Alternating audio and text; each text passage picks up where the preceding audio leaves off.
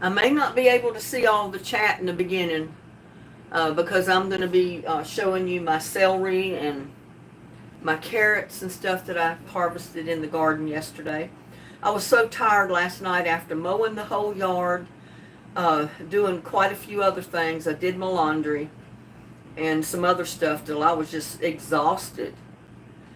And I just put my celery and my carrots.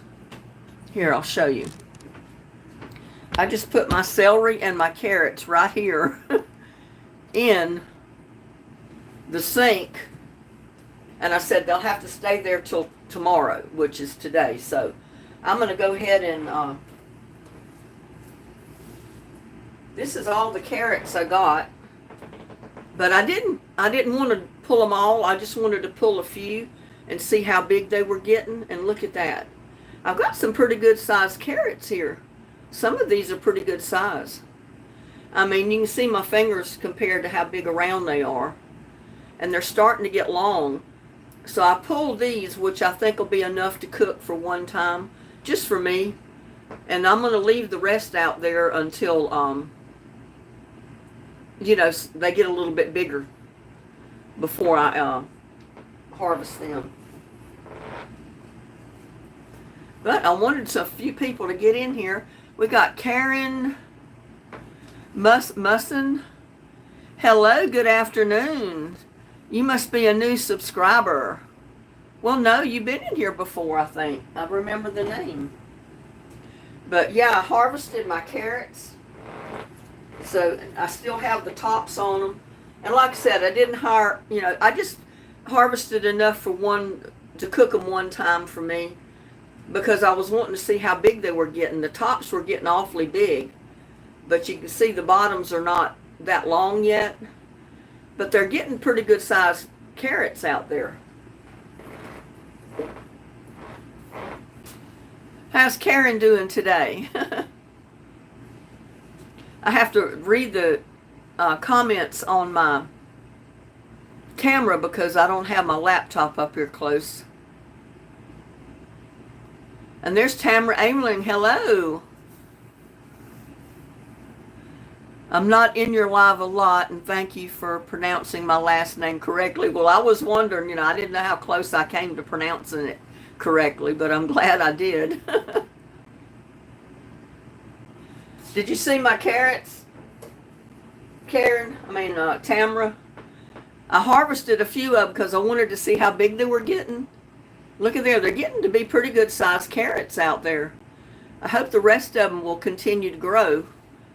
But I pulled this handful so I can go ahead and chop them up and put them in the pot. And there's Marcy, California girl. Hello. Beautiful. Thank you. But I'm going to go ahead and cut the tops off of them.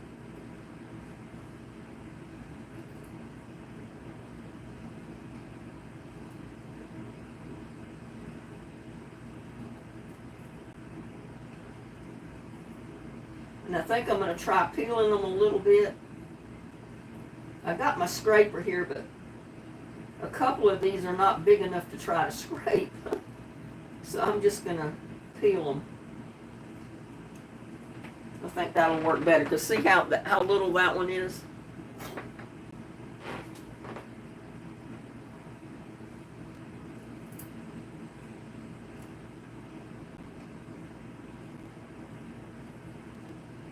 And I got to get out there and pick my tomatoes. I got a bunch of ripe tomatoes again, and if I don't get them picked, they're going to drop off the vine and the bugs will get them. So I got to get out there and pick them.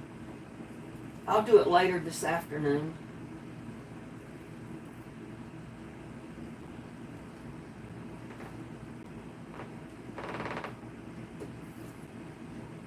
But I got a bunch of celery here too. I pulled that last.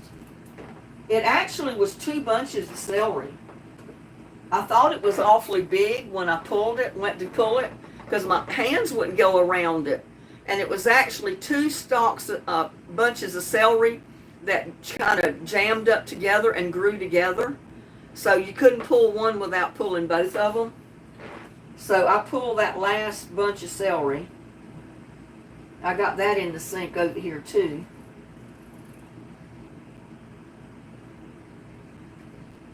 But I got to get it out of the sink because I can't do my next cooking video until I get it out of the sink. Who knows, I may cook something today other than my carrots. I don't know.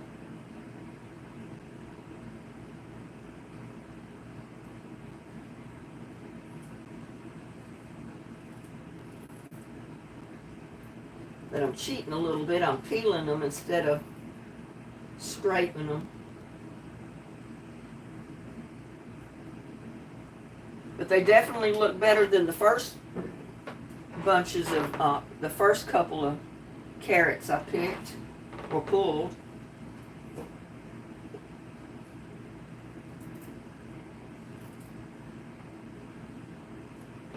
I mean, even this short stubby one, that's still a good carrot. I mean, there's a lot of carrot in there, Who we got in here now? Jeremy. Hello, Jeremy. Marcy, California girl. Welcome to my chat today.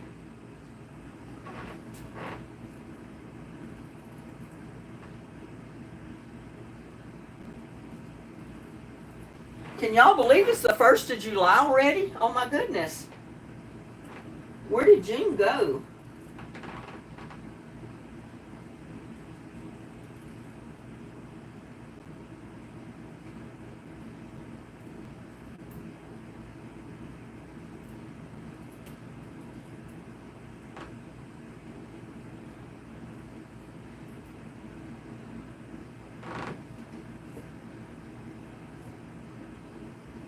We got 4 more down in here.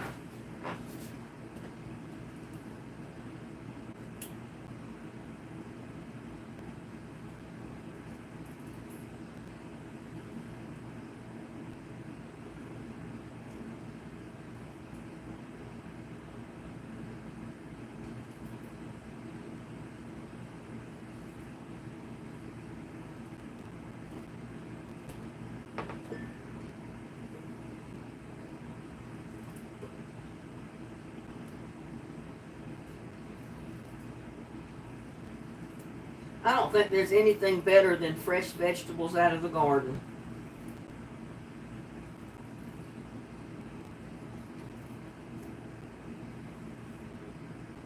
When I harvest some more of the carrots, I'm going to have to come up with a soup for carrots, to put carrots in.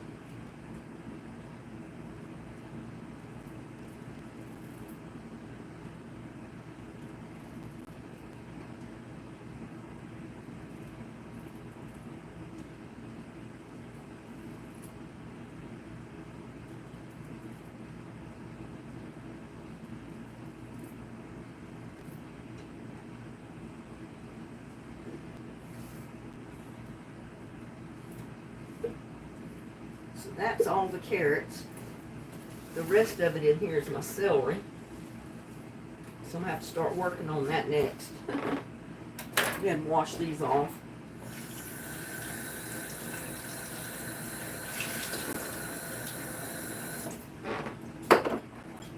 But I'm just going to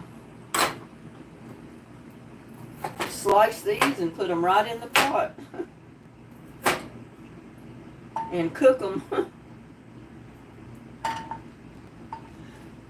don't guess you can see the pot, can you? I've got me a little pot over here.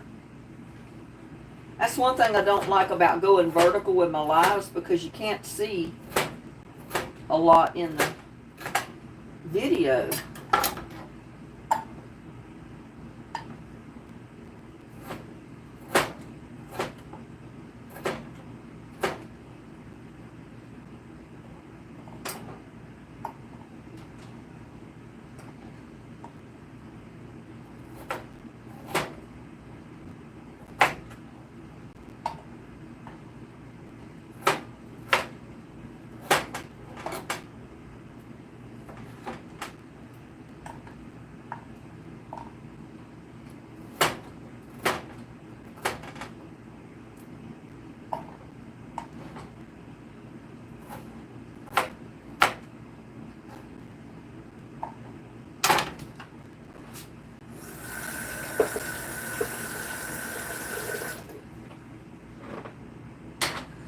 those back there and get them cooking.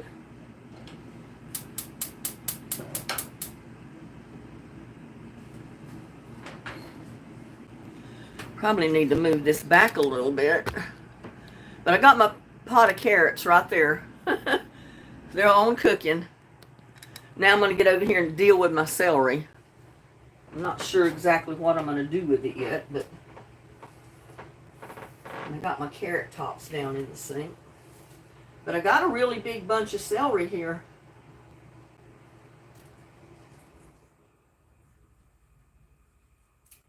My leaves don't look too good because the sun was burning them up. So I don't think I'm going to save too many of my leaves.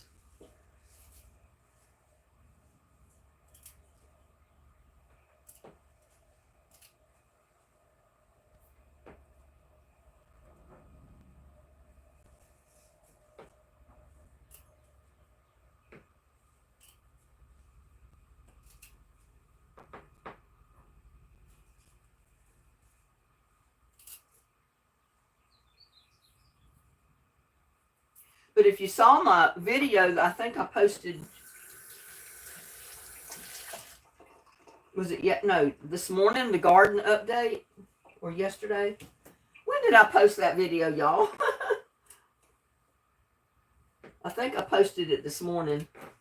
It shows what I did with my raised bed after I pulled the celery out. I actually left the stalk in the bottom, the roots, to see if I could, it would start growing another celery. Because, sometimes I've cut them off and put them in the ground, and they've rooted and grew another celery. So I said, why not just cut the celery off that you're growing and leave the roots in the bottom of the stalk in the ground and see if it'll grow you another bunch of celery. So that's what I did, rather than try to plant, more from seed. And I was curious to see how much of this I'm going to end up with, how much celery I'm going to have. But I've told y'all, I love to take the celery, cut it in this size pieces, and make tuna salad and eat it with tuna salad. I love celery with tuna salad.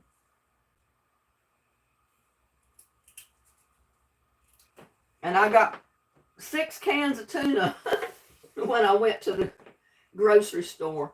I said that'll give the fur babies plenty of tuna fish this week. Well, they like the water better than anything that you get out of it.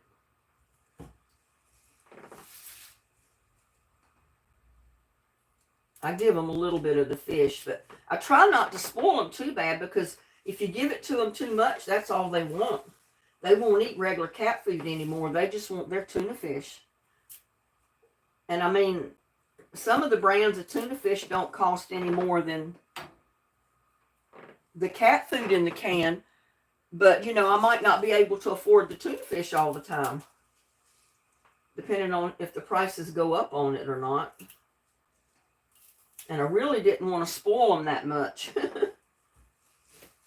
I want them to still want to eat regular cat food.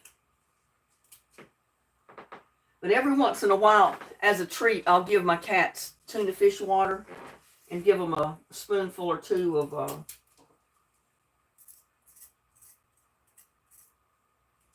that doesn't look too good.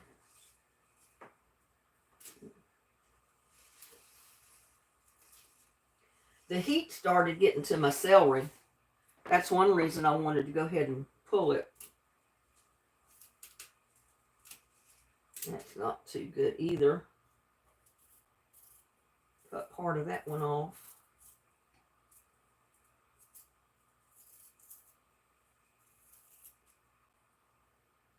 I was out in the garden doing that video on the garden update, and they were next door putting those rain gutters on the roof of the house, the one they just built. Years ago, they asked me if I wanted rain gutters on my roof, and I said no. But you know what? I wish many a time that I'd had them put them on there, because I would have already had my gutters on. Oh my goodness. I forgot to turn calls off. Why are people calling me?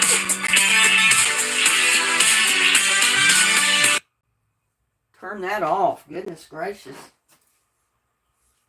I realize now I need to turn all calls off when I go live, because I have these people calling me, and usually they're salespeople that I don't want to talk to.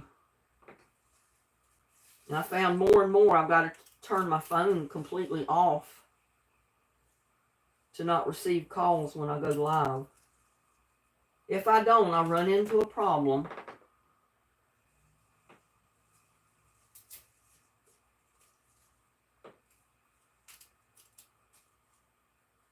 Yeah, I got to get this celery out of the sinker. I can't do nothing else, cooking wise or no other way, if I don't.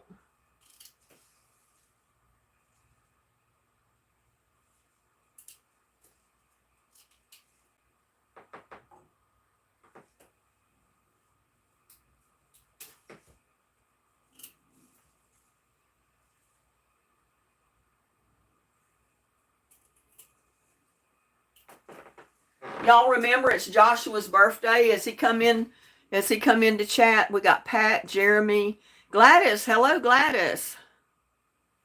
Tamara Ameling was here already. Pat Cassidy. Yeah, if Joshua happens to pop in, if he hasn't already popped in without me seeing him, remember to wish him a happy birthday, because today is his birthday. And you know, I think he was blocked last time. Let me take a break and look over here on my laptop to see if he's blocked, because he might not be able to even come in. But I'll check, and if he's blocked, I'll unblock him. So y'all chat till I finish this. I didn't think to check before I went live, or I would have.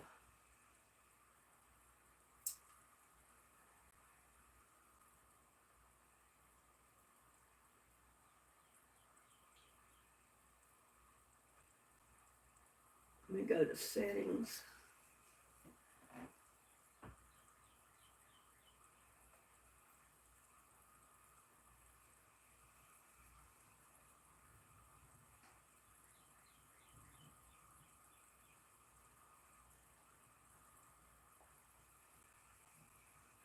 Oh my goodness, y'all, somebody blocked Wilson. That's why he hasn't been coming in. Maybe he got blocked by mistake. Mrs. Weaver has been blocked. Too Tall Rob. No, wait a minute.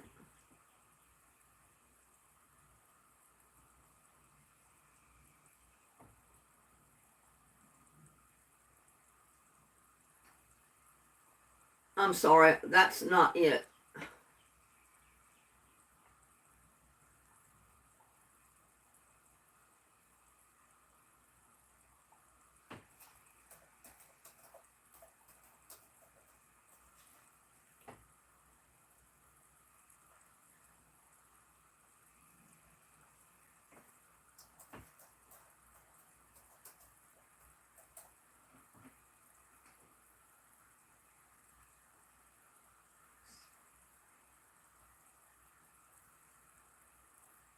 I'll be right back, y'all. Y'all hang tight. Let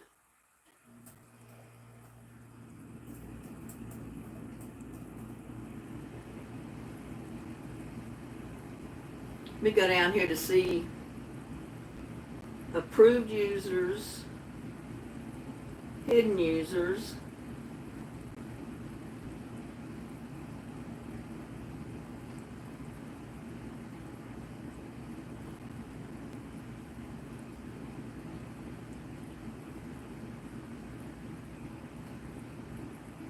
Oh, let's see.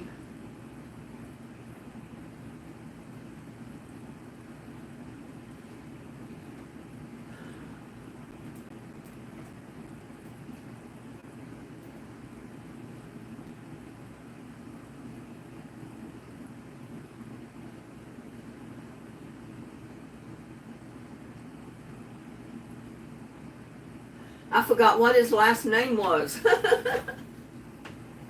What was Joshua's last name? I'm finding Joshua's, but I didn't remember what his last name was, so I don't know who to put in. Do any of you remember what Joshua's last name is? Smelling good at Tamara's house. What you cooking, Tamara?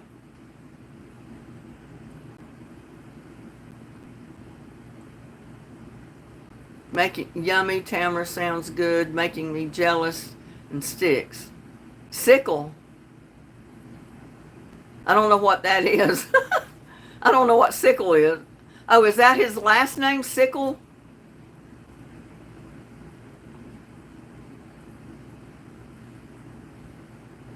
Okay, let me put that in.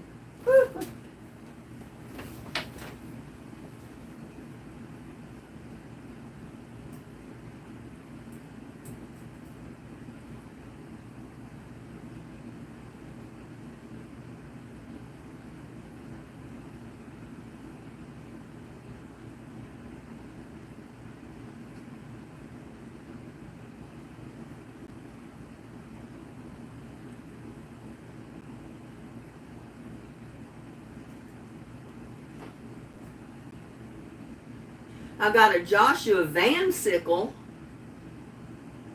but I'm not showing.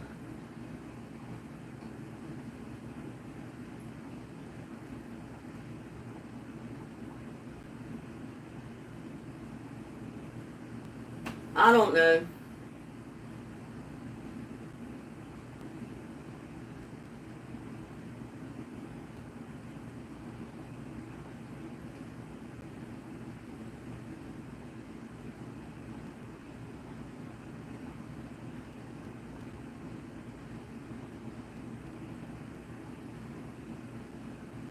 Well, maybe I spelled it wrong. Wait a minute.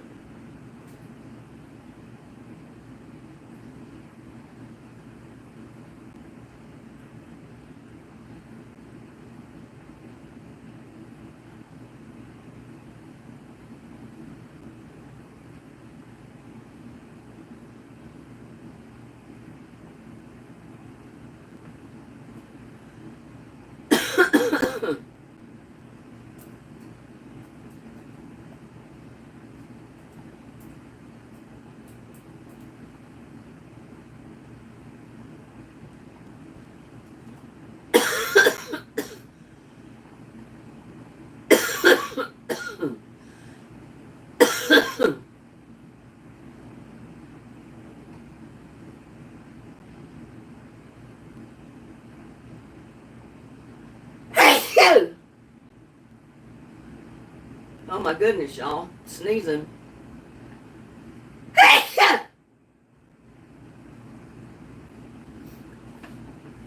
It's sickles with an S on the end. Sickles. But you got it right, sickle, but just put an S on the end. So hopefully if he's there, he'll be able to get in today. Because I put him in as an approved user, so I couldn't find him any blocks. Sorry about that, y'all. I'm coughing. I need something to drink. Where is my...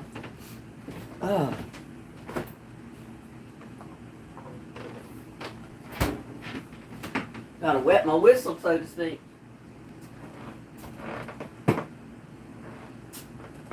I've been over here breathing this stuff from the celery.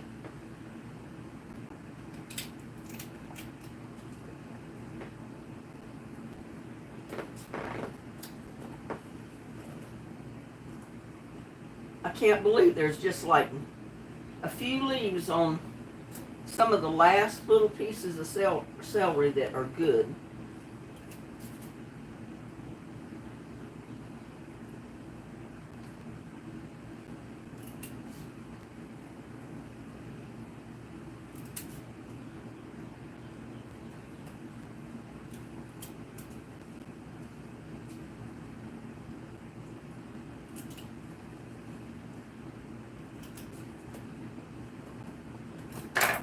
I've known of people that tell me they dry their celery leaves, in a dehydrator and then just crush them all up.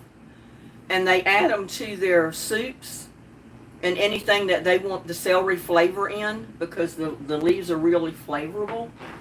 But mine don't really look good enough to dry them. I mean, some of them do. I might pick a few out, but that'll look good enough to dry. I'll have to wash them and clean them real good. But I've dehydrated just about every other kind of herb and stuff. Why not celery, you know?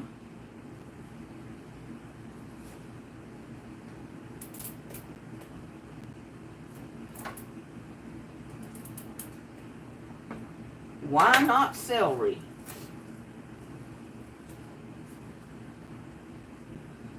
Yeah, I've got a few that look good enough to dehydrate. Pick them out and clean them off, wash them good, and I'll put them in my dehydrator.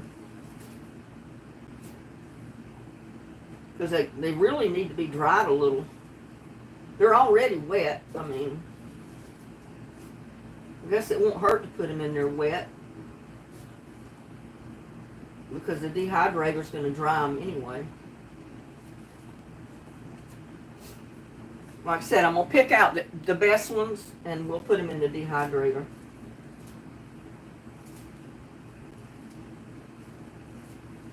The rest of them I'm just going to throw in the compost.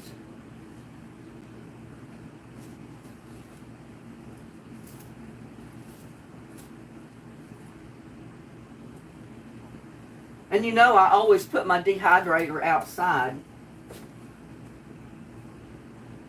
That way it doesn't heat the house up. And I don't have to smell the strong smell of whatever I'm dehydrating, because I found that actually bothers my allergies to do that. So I put everything outside.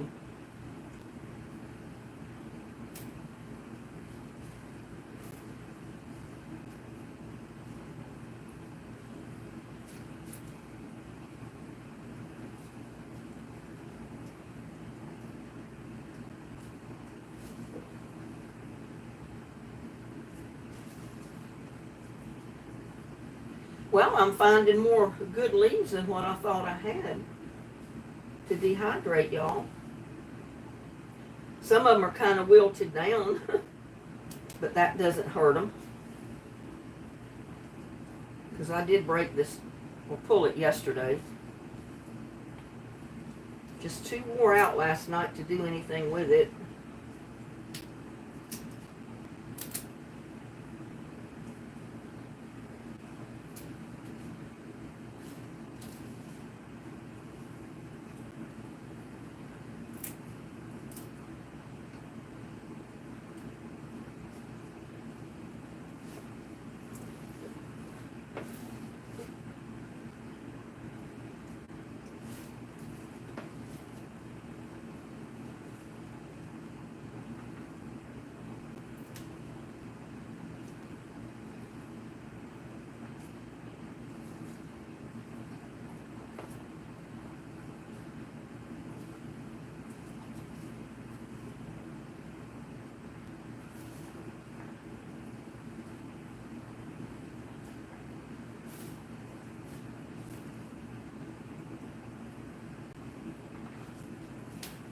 But I don't remember who blocked Joshua, and it was over a comment that he made when Edith was in here about even blind people can use an iPad.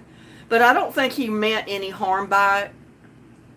He was just referring to himself, that even blind people could use the iPad. And he sent me a message after that, and he said he hoped he didn't get anybody mad, that he was just saying that even he could use the iPad. He didn't mean any disrespect to Edith, so. And I think it was Jana that blocked him. And I can't find anywhere that you block people on my settings, so. I guess she's the only one that can go in and unblock him if he's blocked. But I hate that, because this is his birthday. He would be here and we could wish him a happy birthday, you know? I mean,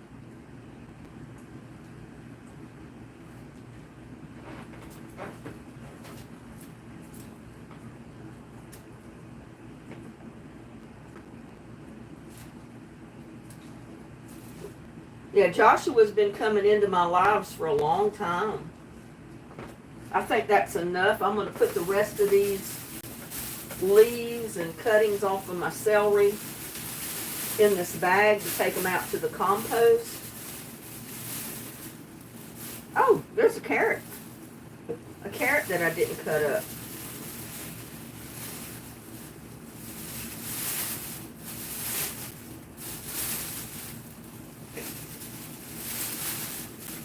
There's a little bit too much here to put in my little tin, so I'm just putting it right in the bag, and I'll take it out to the compost pile later and dump it in.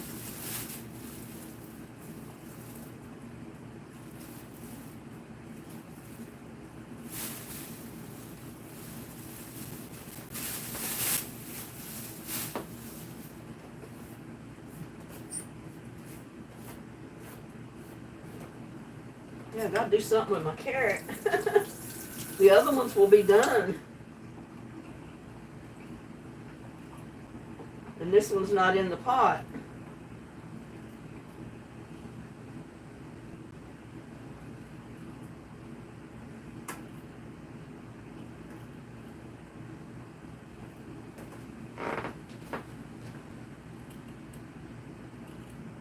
There, it's in the pot now. They're about half done.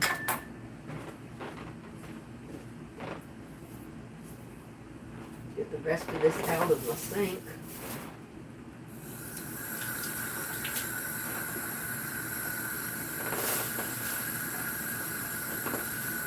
Got a little bit of dirt and stuff over here on my counter from the celery.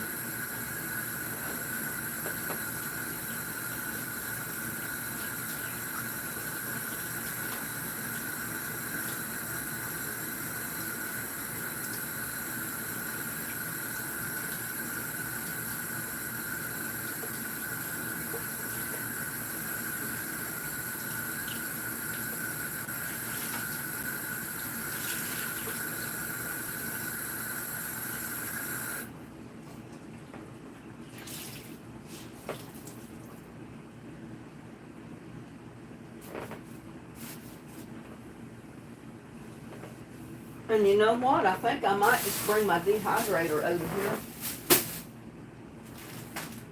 and put it right on the dehydrator as I wash it, because it's going to be wet anyway.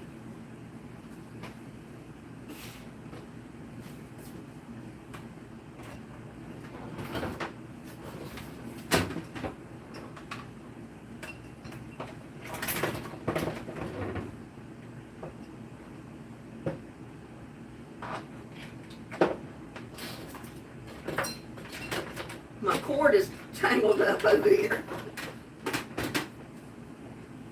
Here it goes.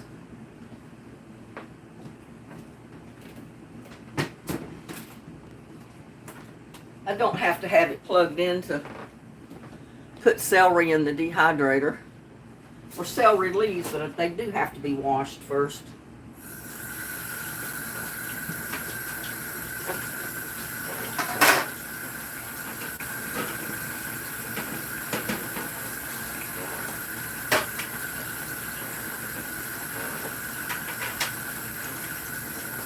Yeah, mine's not a fancy one.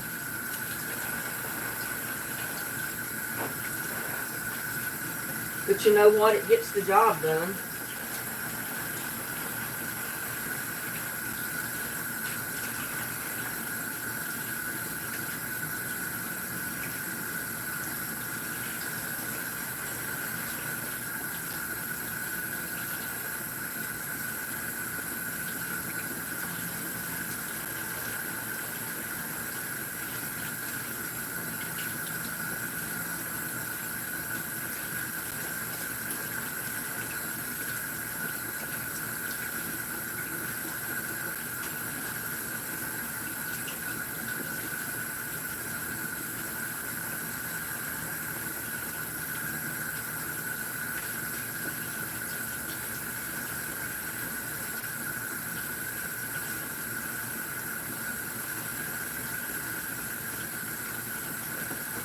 Yeah, I don't know if Jana will come into live today, but if she's watching or she comes in, I hope she does go in and unblock Joshua. He's been coming to my lives for a long time, so I know he didn't mean any harm with the statement he made about blind. You know, even the blind could use an iPad, because he was referring to himself. He's blind. Dry these off as good as I can and just start building my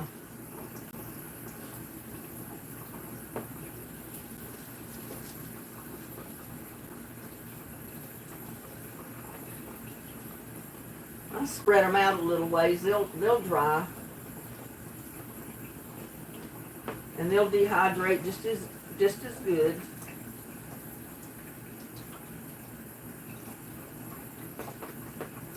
Take that one out.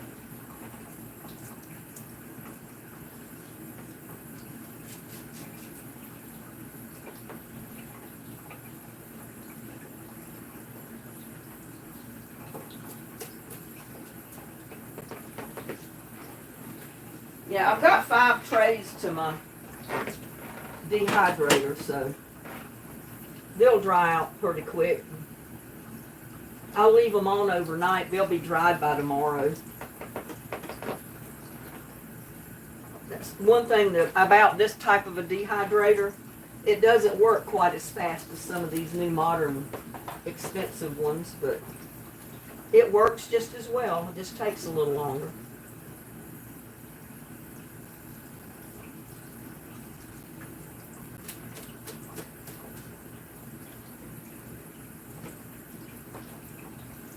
I'll go put it out there on the table. And you notice I'm not breaking it off the stems. If the stem doesn't dehydrate, then I'll just break the leaves off of the stem when I go to crush the leaves. But a lot of times the stems will dehydrate too, and you just crush the whole thing up.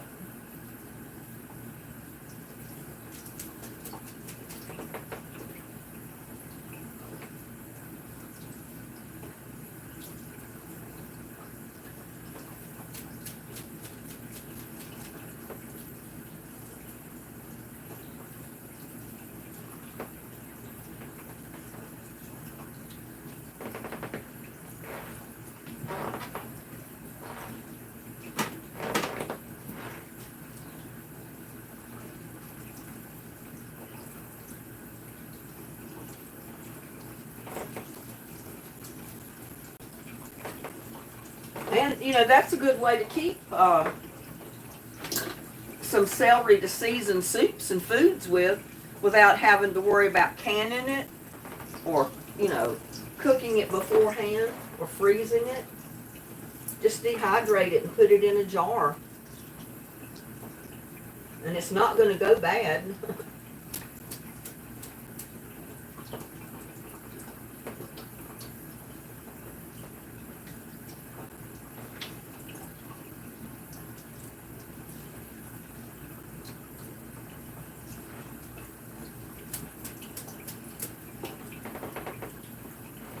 You notice I kind of hit it to the side of the sink after I washed it. And that shakes a little bit of the water off. Not completely, but it does get a lot of it off.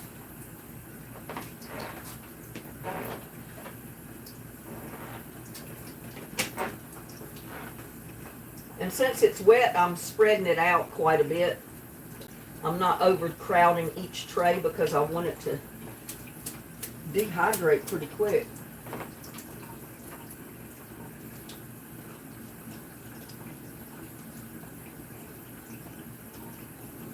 I mean, if my celery was already a little dried off, not so wet, you could probably put a lot of it, twice as much as what I'm putting on each tray.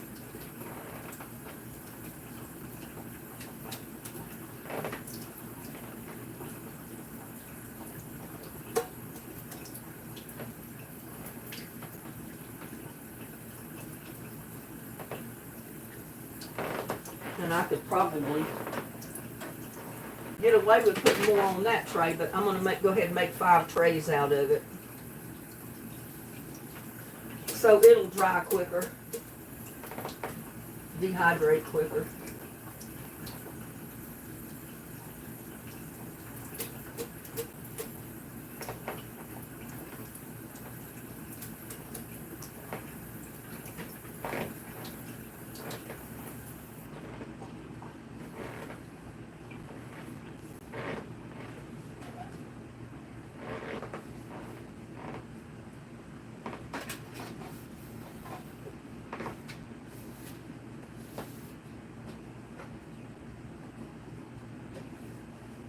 I have not used my dehydrator since last summer.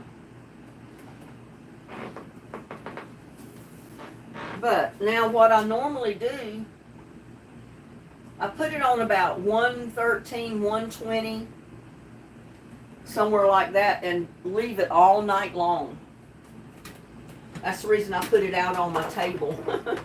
I put it outside on the patio table out here where I usually put a Christmas tree so I have somewhere to plug it in. And I just leave it sit there all night. I mean, I may have to run the cats off the table because they like to lay there and cool off, but now I need to wash my celery. Oh, there's another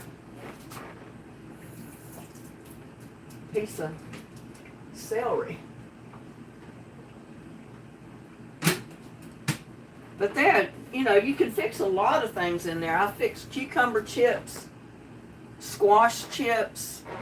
I fixed cantaloupe candy in my dehydrator, which was really good. My only problem is I can't dehydrate that stuff fast enough because by the time it's done, I'm eating it. Cucumber chips, oh, they're to die for. You sprinkle a little of all seasoning, the all bagel seasoning on it. Oh, it makes the best cucumber chip you've ever tasted. I think I'm going to go ahead and do this.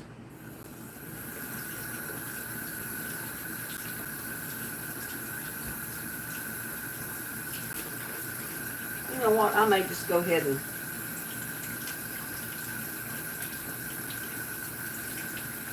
take these leaves off and go ahead and put them in the dehydrator.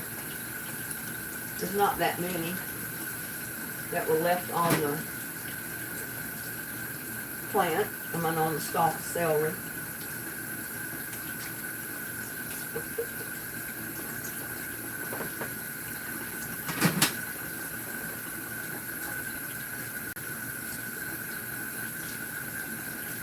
These two heads of celery were not quite as big as the first ones I pulled.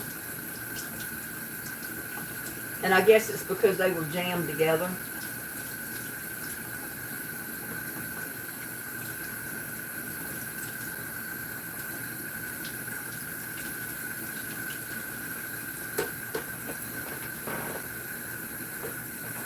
I'm going to go ahead and cut these.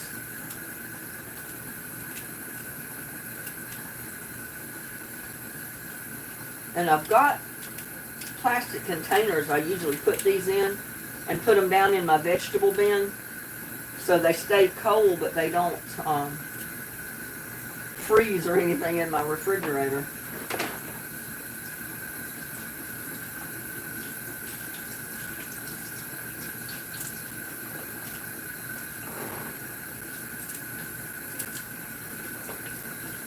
But I love to cut them like that. And eat them with tuna salad. I can just sit down with a bowl of tuna salad and celery and make a meal.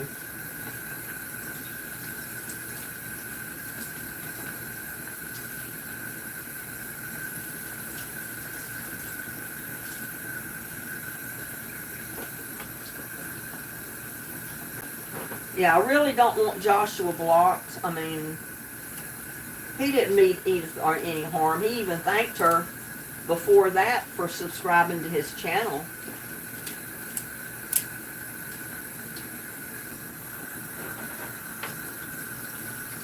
I need a pan, something bigger to put this celery in. I'm running out of room here.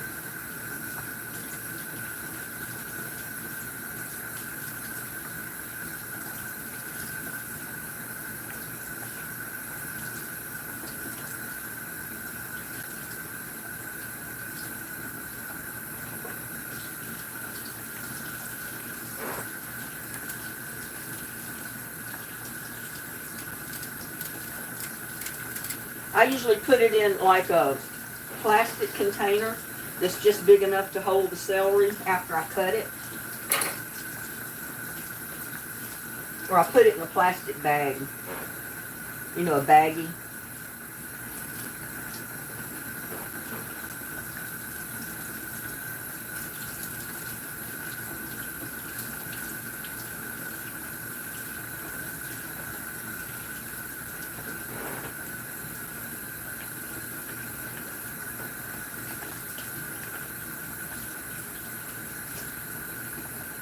Piece down there don't look too good.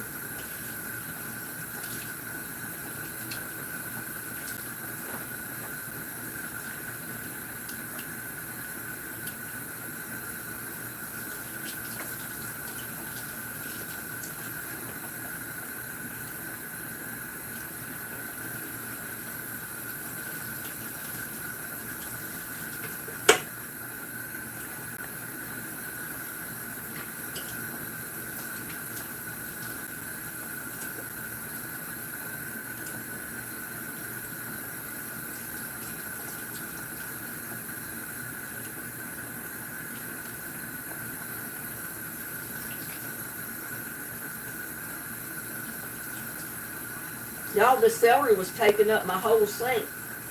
My celery and my carrots. I'm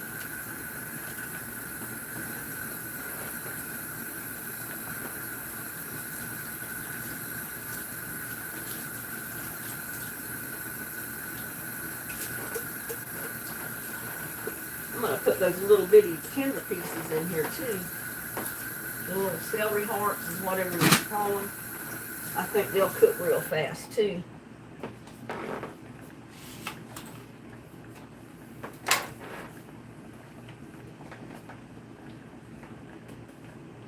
Let's see if I can find a plastic bag to put the celery in. I don't know if I've got one big enough.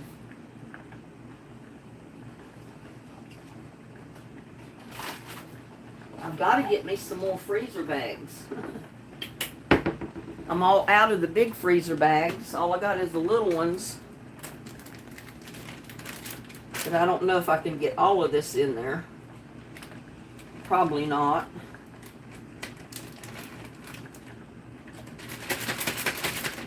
But I will definitely be making me some tuna salad and eating some of my celery with that.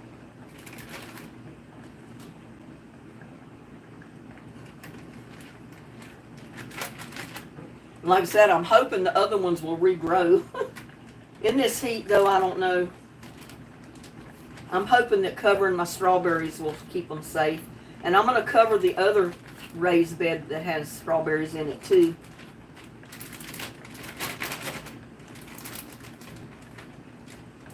That's one reason I planted them in the raised beds like that, because they're real easy to cover. And in the wintertime, I can put the greenhouse cover on those raised beds. And that'll help protect those strawberries in the wintertime to keep them from freezing. You know, I might get all this in one bag. Maybe.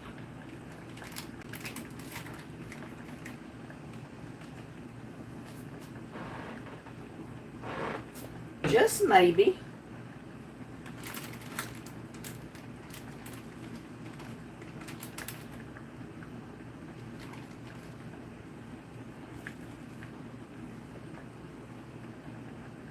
But you could chop these up in real small pieces. You know, just chop them up in real thin slices and put them in the dehydrator, and you could just dehydrate your celery as well. And whenever you wanted to make a soup, just take them out and put them in your soup.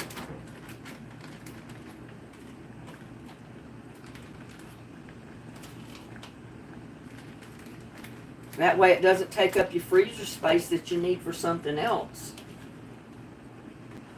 But I'm going to be eating this celery. That's the last out of my garden, so I'm going to be eating that. I've got celery in the freezer.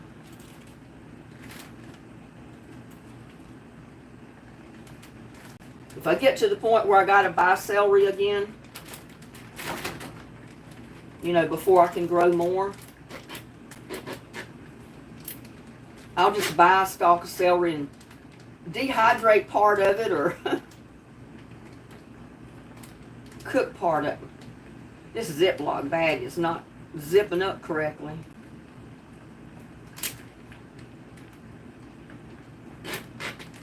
Now, but there's my celery for a couple of weeks, or to eat it until it's gone.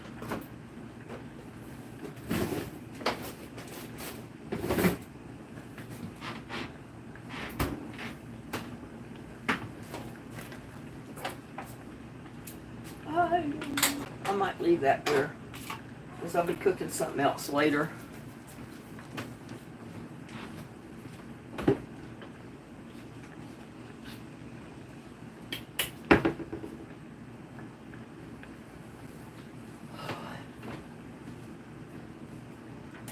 Check on our carrots over here, y'all.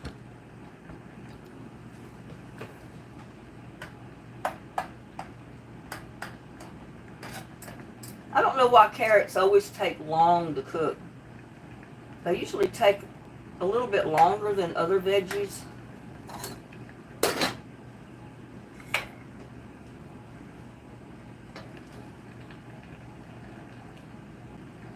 I'm gonna get one out and let it cool. See how done it is. I think they need to cook a little bit more. It's too hot to bite into. Did Joshua ever come in? My sister eats celery with cream cheese and peanut butter. Well, I've seen people eat it with peanut butter before, but I've never eaten it with peanut butter. I just love to make a quick, simple tuna salad. And I just put my tuna salad right on each stalk and bite into it and eat it that way. It's really good.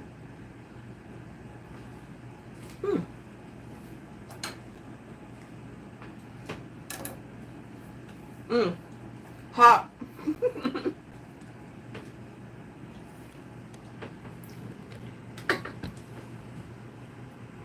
But let's see what we're doing here. Lowering this down.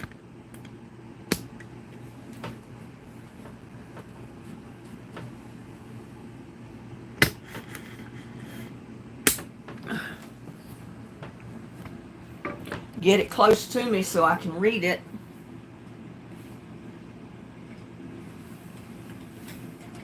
But yeah, that's the last of my celery, y'all. Unless my other two stalks start growing out there.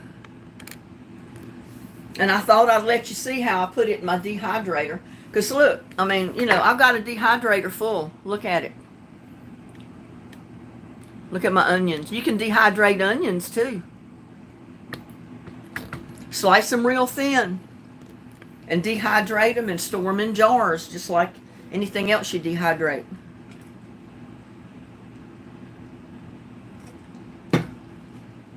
And there's J.R. Garcia. Hello, J.R. What are you up to today? Bless his heart. I wanted Joshua to be able to come in today. But I don't know how to. We got Abdel here, Shelly Ann.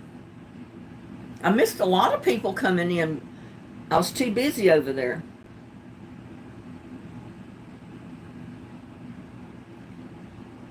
Let me see if I can go back here and check. I don't know how to unblock him.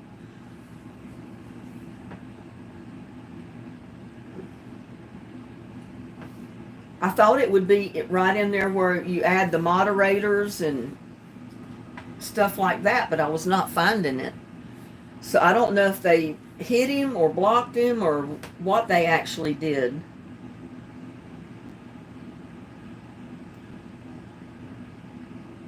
but I know he would be here today because it's his birthday. How are we doing this afternoon? I'm doing great. I just got through cooking some carrots from the garden, and I showed people how I put my celery in my dehydrator up here. I will be putting that outside on one of my patio tables and plugging it in, and I'll let my celery dehydrate all night out there. That way I don't have to breathe it in the house.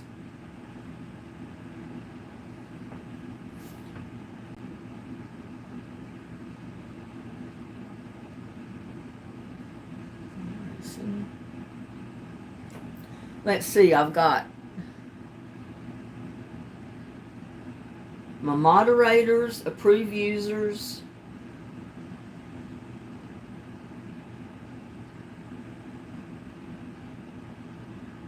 I've got, no, that's not him. I know it's not him. It's Joshua Sickles.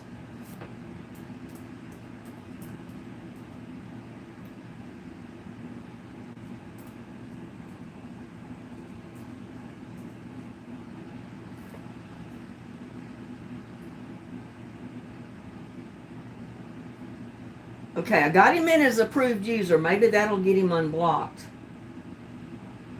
If he's blocked, because I don't know. Because sometimes they'll say they blocked him whenever they just like put him in timeout for 24 hours or something. But I wanted to make sure that he's able to come back in.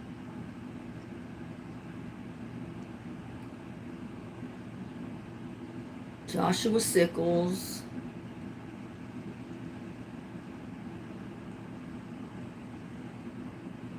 Make sure he's not put in hidden.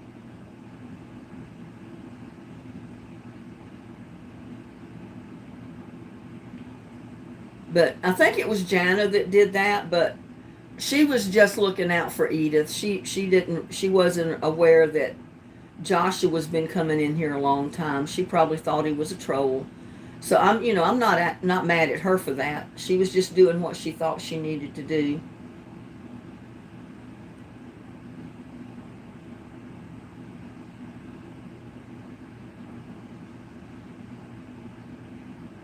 Huh.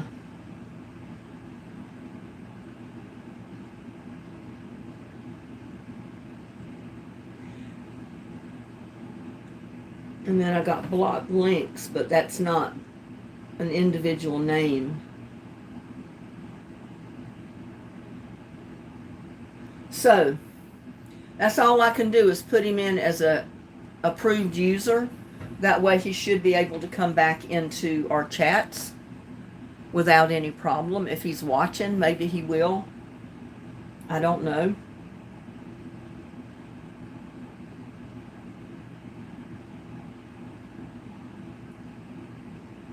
I got 37 watching, y'all, which is a good deal. 37 watching. It's not too bad for a surprise live on a Tuesday afternoon. I don't know that I've ever went live on a Tuesday afternoon before.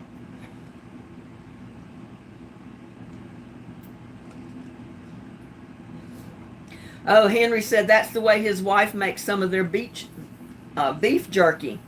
My son loves beef jerky, and he had a hydrator. No, I bought him a hydrator, and he started doing his own beef jerky, and I think he's made beef jerky from then on. I don't know if he still does because he works a lot of hours. He may not fool with it. I don't know. But I know one time I was over there a year or so ago, and he was making beef jerky that day. Because he said it tastes so much better when you make it yourself because you put your own ingredients in it, and you can kind of determine how tough it is or how soft it is, when you do it yourself. And he said he likes beef jerky that he can chew, not some that's like so hard it takes you a week to chew on it, And that's one reason I don't buy beef jerky already made. It's too hard. I can suck on it. I can't chew it. I mean, I've got teeth, but it's too much chewing.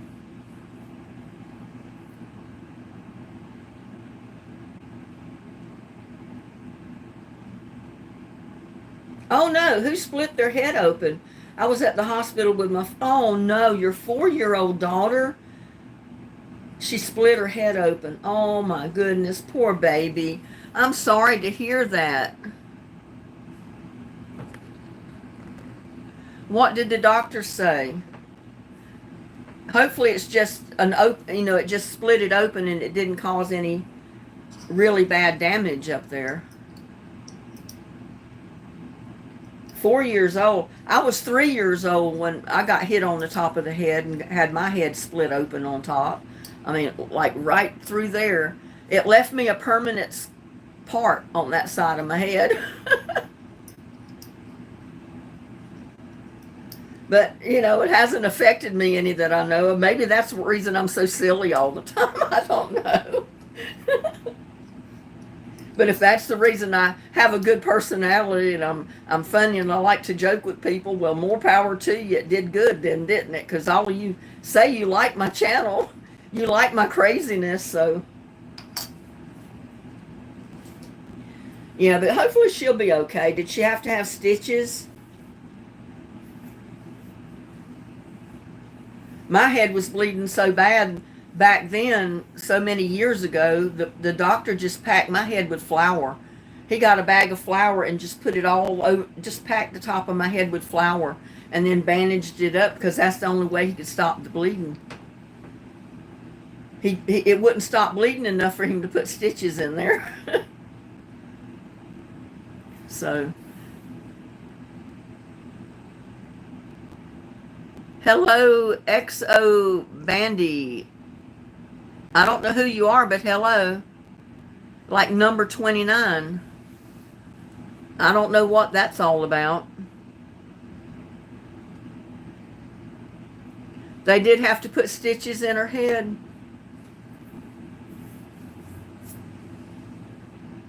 Well, I know the doctor would have put stitches in mine, but my head was bleeding so bad he couldn't put stitches in it. He just had to stop the bleeding the best he could.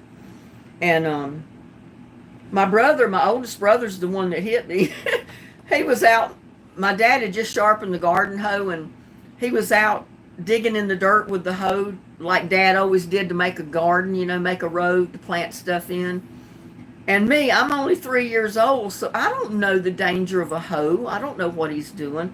So I run out there across to where he's chopping in the dirt, and I go under the hoe just as he's bringing it down. He didn't mean to do that. It was an accident, a childhood accident.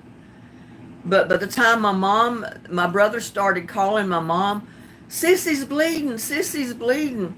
My mom said by the time she come running out the door to see what had happened, I was just completely covered in blood. She just grabbed a bath towel and wrapped my head up in the bath towel and took me to the doctor just like that. And he could not stop the bleeding to put stitches in my head.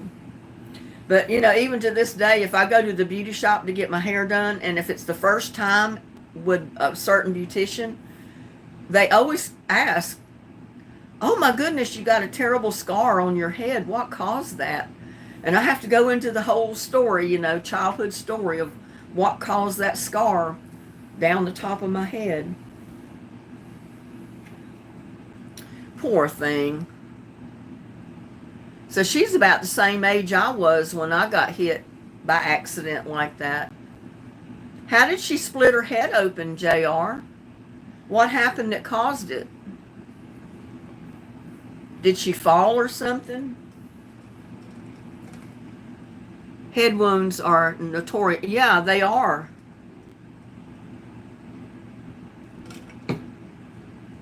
And I guess the exact spot mine was in, it just bled like crazy. I bleed pretty bad when I get cut or anything anyway. So. And Abdel, hello. I saw your name after I sat down and was able to read the chat and see who was in here. Yeah, how in the world did she split her head open, JR? Did she fall? She was playing. Yeah, that's usually what happens. They're out there playing and somehow they fall or fall down and hit their head on something, or you never know. It's just an accident.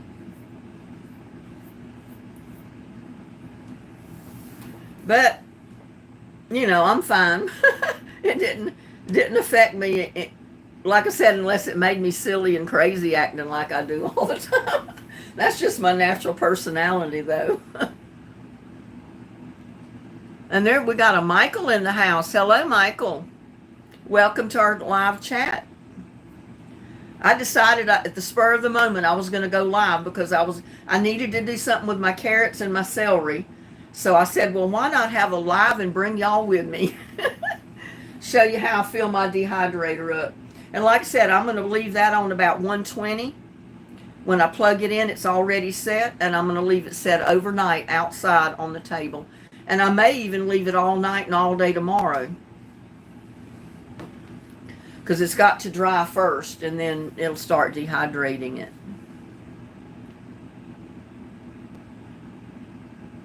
What kind of things do I do? I do gardening, composting in place. All my gardens are usually in totes, 5-gallon buckets, with water reservoirs in the bottom of them. I've got some raised beds out there now that I've got strawberries in. But it's basically, I live what used to be considered the desert out here until they put this man-made lake in. And I guess things are a lot greener here now than used to be years ago. But I live on the top of a rock mountain. And to water anything that's in the ground, it just goes straight through. It, you know, the dirt does not retain water very long. And then when this hot Texas sun heats up the ground, the water evaporates real quick. And I've done a lot better planting vegetables in 5-gallon buckets, 18-gallon totes, big pots, and my raised beds than anything I've ever planted in out here. Because all of my totes, my big pots, my 5-gallon buckets, I've got water reservoirs in the bottom about that deep. I always drill a drain hole about that far up from the bottom of my 5-gallon buckets, so they will purposely hold moisture in the bottom, so you don't have to water quite as much, and it keeps moisture to the dirt to keep your plants alive in this Texas heat. And I do put up shade cloth, and that helps tremendously if I'm not able to plant under a tree somewhere. That my plants still get sunlight part of the day, but the most of the day when the sun is so hot, they're mostly shaded. Well, winters can get pretty bad out here. I don't try to grow anything in the wintertime, except my Egyptian walking onions. They live year-round. They don't care how cold it gets.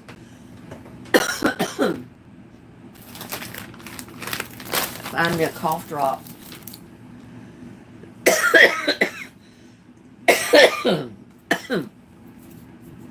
I'm sitting here at the table now with my central air unit blowing up under the table. It's blowing in my face.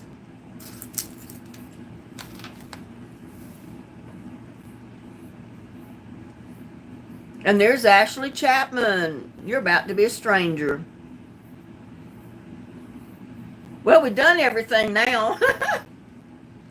I've cleaned my celery. I cut it up and put it in a bag and put it in the refrigerator.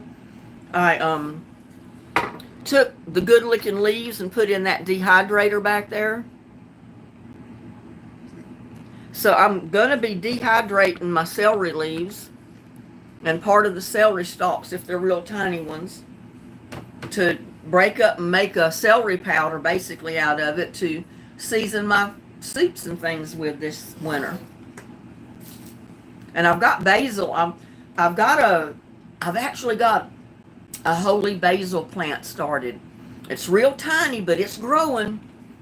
So I'm anxious to get that one growing and dehydrate holy basil, because they say the holy basil is the really good basil to make tea out of, hot tea. So I want to try that. And I've got regular basil out there I dehydrate every year, so I got to start breaking leaves off of that and putting it in the dehydrator and get that going.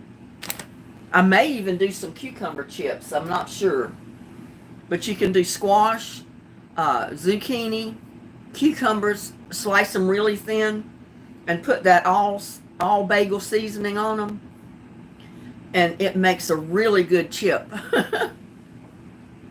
The only thing is you can't dehydrate enough of them, or I can't, because I'm steadily eating them as I get them done. They don't last around here because I eat them up.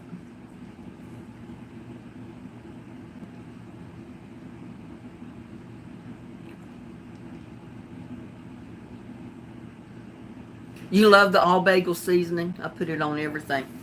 Well, if you've never tried dehydrating cucumbers, squash, and zucchini, you need to try it. Slice it real thin if you got a dehydrator. Put it in there. Season it with that all basil seasoning. Oh my God, it makes such a good chip. You would not believe. You're not going to want potato chips anymore. You'll want to eat those that you dehydrate yourself.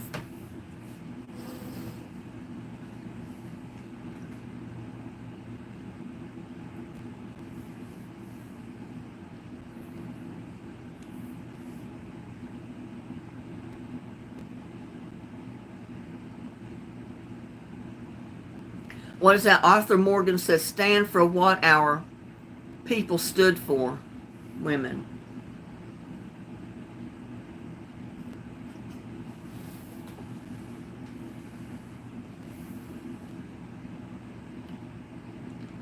Michael said he's never tried dehydrating. Well, you should try it. It's real easy to do. It just takes a while, depending on the dehydrator you have. Mine, it takes usually all night for anything to dehydrate in mine. And there's Sharon. Hello, Sharon.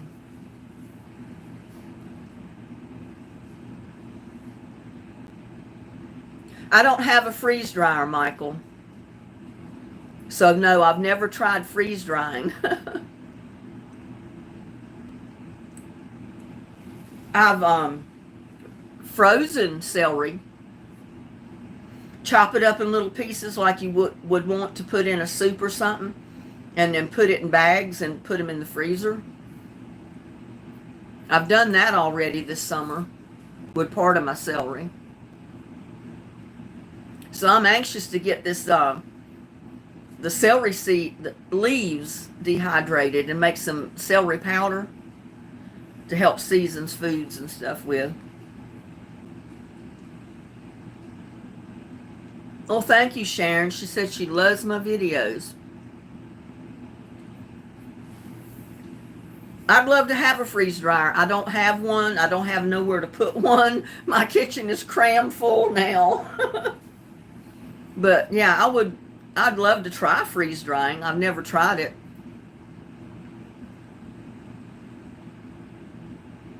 Well, thank you, Sharon.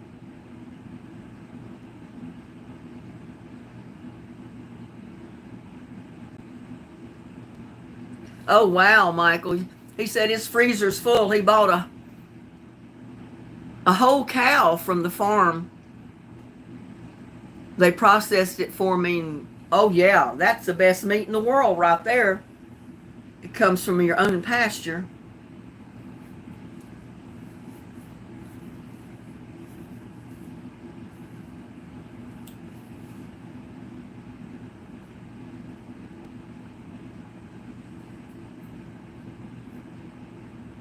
I guess I can just send, well, I've already wished him a happy birthday because he sent me messages and I replied to him and I said, happy birthday, Joshua. But I was hoping he could come into chat today.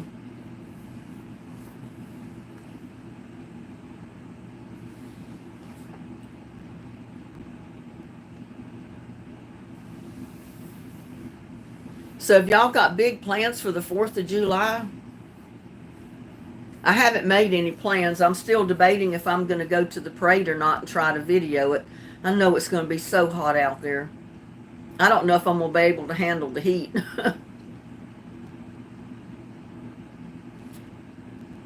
I subscribed and seen very wholesome, and I will definitely share you. Oh, thank you, Michael. Yes, please. Please like and share my videos. I need all the subscribers I can get, and I need all the viewers I can get. If I didn't have viewers, then, you know, I wouldn't be on YouTube, really. Burgers, brats, beer, and fireworks. That sounds like a plan. Only we're restricted out here. Nobody can have fireworks. It's a $250 fine if you shoot off fireworks in the subdivision. But people do it every year. I'm afraid people are not going to be happy when they've got to pay the fine, though.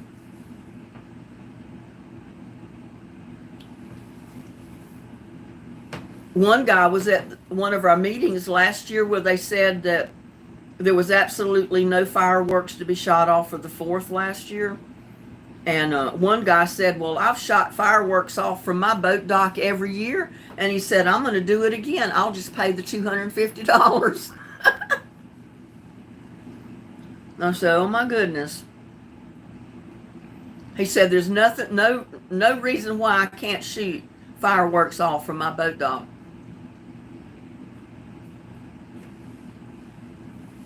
Well, if it's real dry, you can shoot them off from your boat dock. But still, they can be stray, coals or whatever comes flying from those fireworks. And you don't know where they're going to end up or if they're going to start a fire or not. And that's one reason they ban them from out here. It's always been that way. They do not let you shoot fireworks off. My son-in-law one time, years and years ago, when we still had a security guard that, went rounds on our streets.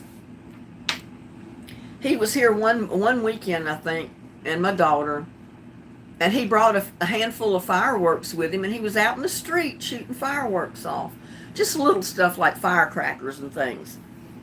And here come the security guard. He said, you can't shoot fireworks off in the subdivision. Doesn't matter what kind they are. It's illegal.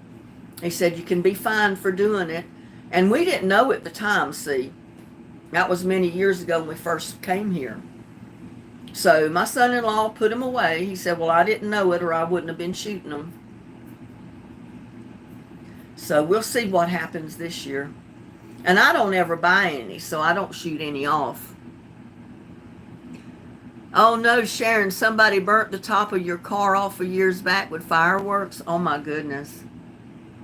No, Michael, I'm not originally from Texas. I moved here in 1978. I tell everybody I'm an adopted Texan because I've lived here longer than I've lived anywhere in my life before. But I'm originally from North Carolina. Lived part of my childhood real young in New York because that's where my mom was from. So we moved up there and lived till I was about 8 or 9. And then we moved back to North Carolina.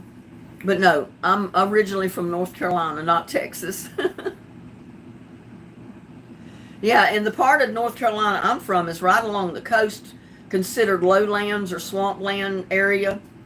You don't have to worry usually about watering anything there. You just plant it and it grows like crazy. And I was used to that. And it took me 40 years to figure out how I can plant vegetables and actually get them to produce and live in this Texas heat. And that's one reason I started my channel. I said, well, it took me 40 years to figure this out. Why not share it? So I know I've got other people planting the same way I am here in this area now. Now, if you live down on lower ground, you can plant a garden and in the ground and not have too much trouble keeping it watered. But up here on this hill where I'm at, I'm probably the highest point in this whole county. The ground stays so dry that it's hard to water anything in the ground. Even in a raised bed, it needs watering several times a week, not just twice. And my plants have suffered because of it. My strawberries are doing pretty good, but my other 2 raised beds are not.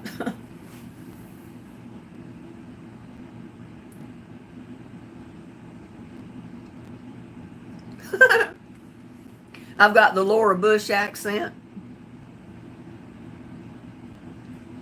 Well, when I first moved here, when I talked to the actual Texans from Texas, one of them said, wait a minute, where are you from? They asked me.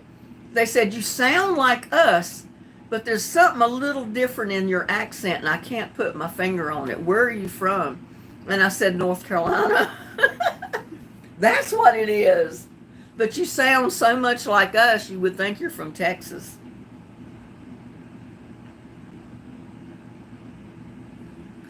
I guess I've lived here long enough too that part of the Texas accent I picked up as well, right along with my southern accent. I completely got rid of my Yankee accent at all.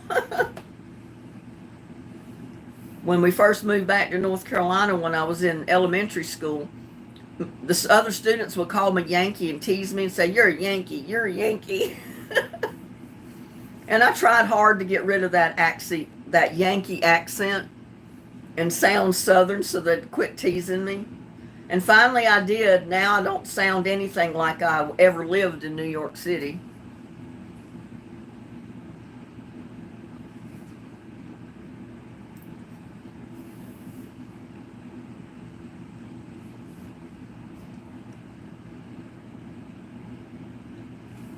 I'm in Ohio, so I have an Appalachian accent mixed with Midwest.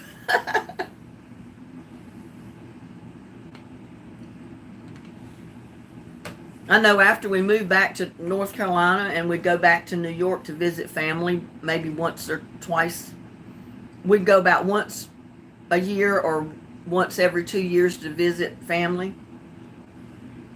And when I'd first open my mouth to say anything, they would just sit and listen to me. And when I'd stop talking, they'd say something else. I just want to hear you talk. So I got kind of self-conscious about my southern drawl then because they just wanted to hear me talk. They wanted to hear my accent. And it kind of embarrassed me. I said, now I'm getting it from my southern drawl. Before I got teased because I sounded like a Yankee. Son said, I don't know. You can't win for losing, huh? But you know, it always gets me when people get it in their head that just because you sound Southern, you're ignorant. I mean, what is with that? I mean, I'm not totally ignorant. I've got a college degree.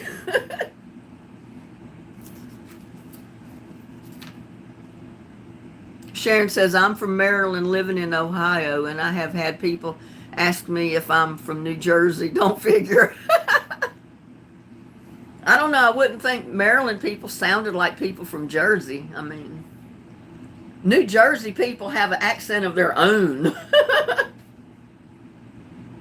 I don't know why, but you can tell they're from Jersey because they're not from like Manhattan or Brooklyn, just from the way they talk. Michael said, wow, lots of us in Ohio.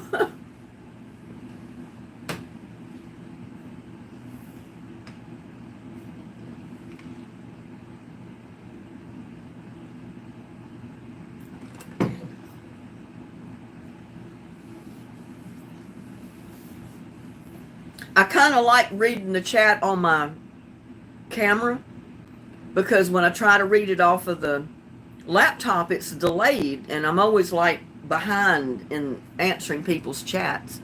And there's Katrina. Hello to Katrina. I hope you have a good 4th of July week planned. Like I said, I just don't know what I'm going to do for the 4th. Last year, I think I went to my son's, but it was after the parade was over. You know, I videoed the parade, came home, showered because I was completely soaked in sweat from being out there for over, almost 2 hours in the heat. Because I'll tell you, I'm one of these people, I can be out in the yard in this heat for 10 minutes and my clothes are already wet. I sweat, y'all. I'm not one of these dainty people that can sit around and not, just sweat a drop. I mean, I've never been able to do that. My sister-in-law that was from Brooklyn, she did not sweat at all. I don't care. She'd be outside in the heat with everybody else. I'm dying because I'm sweating like crazy. And she's as dry as a cucumber. But she said, that people that don't sweat like she doesn't sweat, they can't cool off. Their body doesn't cool off like mine did. because your body sweats and the perspiration wets your skin, and that's what actually cools your body down. And she couldn't cool off, so she was probably feeling a lot hotter than me because her body didn't sweat at all. I sweat so much I don't wear makeup working in the garden or the yard because there's no need. I sweat so much it's gone. It'll sweat off. It gets in my eyes. Drink lots of water. Yeah, I do. I drink a lot of water and lemonade and everything else during the day because I sweat so much. You got smoked ribs, coleslaw, and baked beans on the for the 4th. I'm coming to see you, Tamara. I don't even know what I'm going to cook on the 4th yet. I haven't decided. I've been thinking about pulling one of the steaks out of the freezer and cooking that if I don't cook it before then. I haven't had a good steak in a while, so I might pull one of those out and cook it. But that sounds good. Smoked ribs, coleslaw, and baked beans. That sounds awfully good.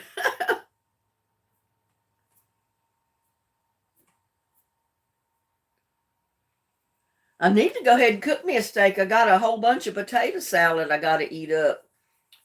My potato salad could go with my steak or any other meat.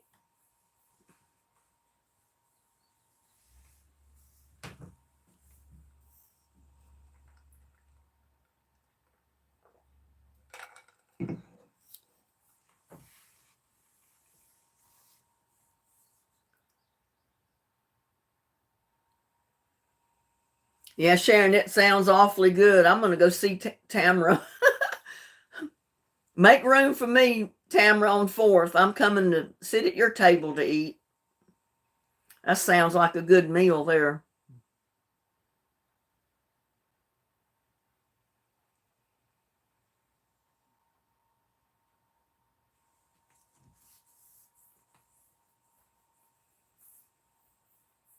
I was wondering how many people I'd get in here. Some people tell me that I need to go live earlier in the day because a lot of people can't come in at night, but I don't know. It seems like everybody's busy about now. I don't have quite as many in my chat right now as I usually do. The slaw and beans are already in the pantry. I canned them a while back. Okay, that sounds good. I have to go feed my cats. Love you. Talk to you soon. Okay, Sharon. You have a blessed day. Have a good night, too. We'll see you next time. I probably ought to get off here, too. I've got a lot more to do this afternoon, and I don't think y'all want to watch me video with all that. Thank you, Sharon. But I hate it that Joshua didn't come in today. Huh.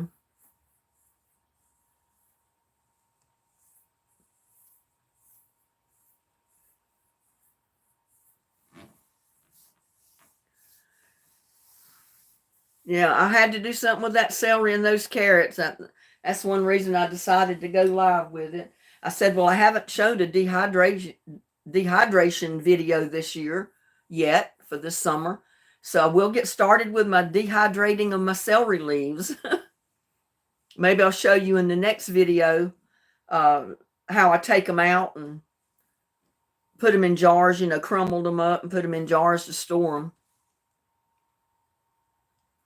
Oh no, Gladys, a bad headache. I'm sorry.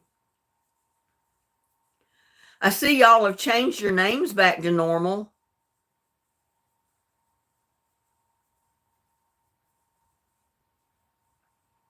I think YouTube must have done that because there was so many trolls coming in that they showed your actual channel name, not just your personal name. So if the trolls come in, you could figure out real fast who they were.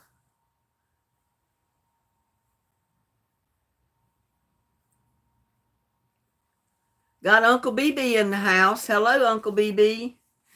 How are you doing today?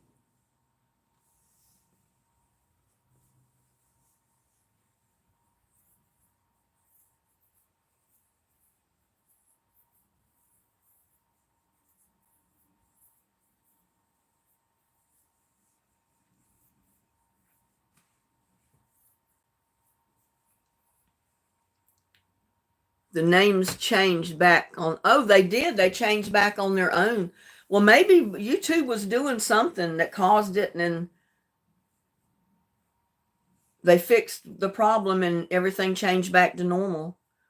Because I'm not thrown off looking at people's names now. I know who you are.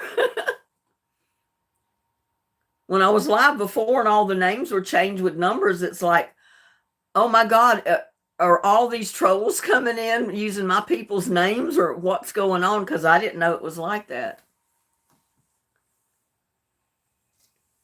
I know she didn't. Tamara says I didn't do anything. It just changed back. Huh. Well, YouTube has been doing something. That's all I know. Because YouTube is in control of all that.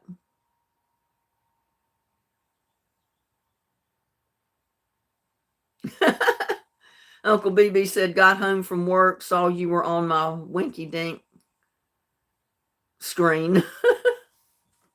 Well, I'm glad you saw it, Uncle BB. You came in and said hi. And there's Connie Hawkins from Pennsylvania. Y'all are going to have to rewatch the live to see what we were doing today. I cooked some of my carrots from the garden, and I've got celery in my dehydrator over here that I'm going to be putting outside on the patio table and plugging it in, because I don't run my dehydrator in the house. It gets that too strong a smell of the food that you're dehydrating. Unless it's a cucumber or something, I can't leave it in the house. So I'll be putting that outside and plugging it in and getting that working as soon as I end the live. It'll be out there all night. It can smell up the yard with celery. I can't breathe it in here. It'll give me a headache. And there's Angela Miller with Connie Hawkins.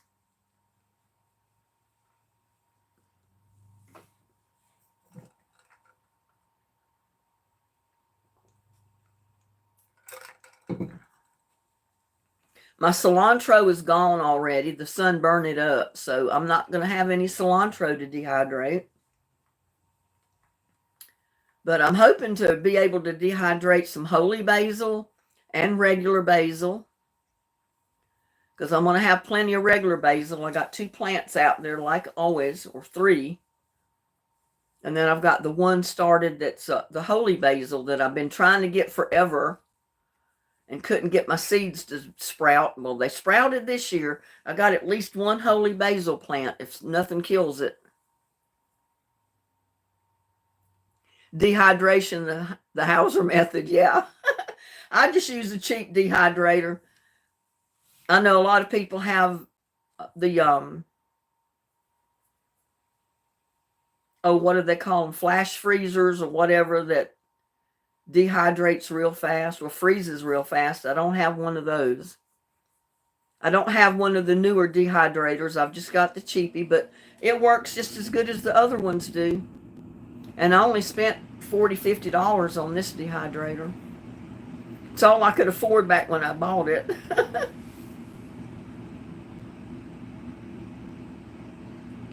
No, Joshua is not here, and I put him in as a authorized user.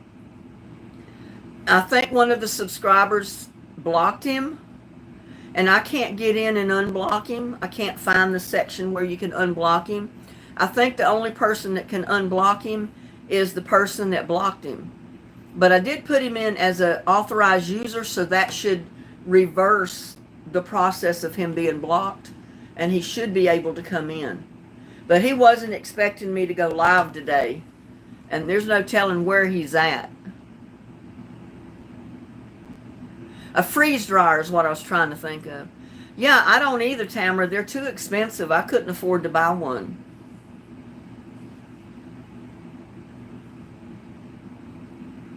Because I think the freeze dryers work a lot faster than this just regular dehydrator. But hey, what do I care? It'll dehydrate just as well as the more expensive ones.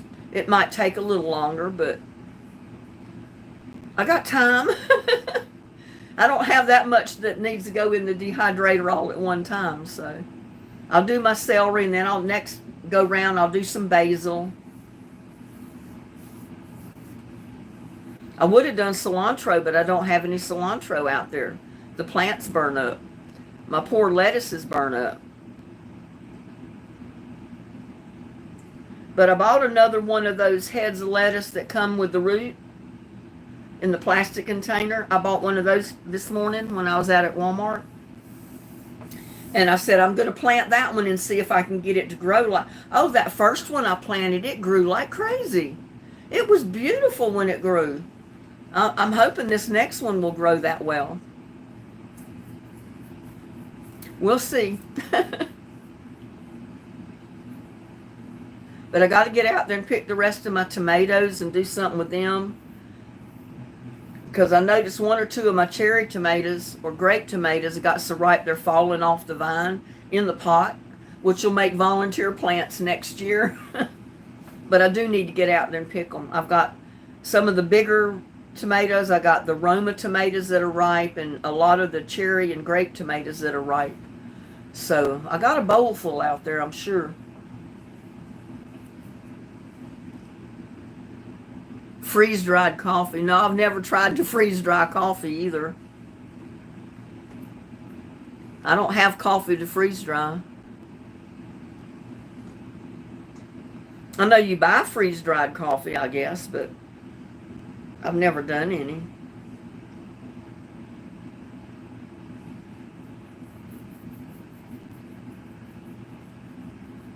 But I'm going to have my fresh carrots because it makes a good serving for me. I'll have my fresh carrots that I cooked earlier in this video in the beginning. I'll have them with my dinner tonight, whatever I decide to have. Hi from Tennessee, Jerry, welcome. Welcome from Tennessee, Jerry. Glad to have you. I don't have the funds to put a freeze dryer on its own electric circuit. Yeah, I guess they pull up quite a bit of electricity, so you'd have to have them on their own circuit, I guess. And all my circuits are taken up. They're used. I don't have any more.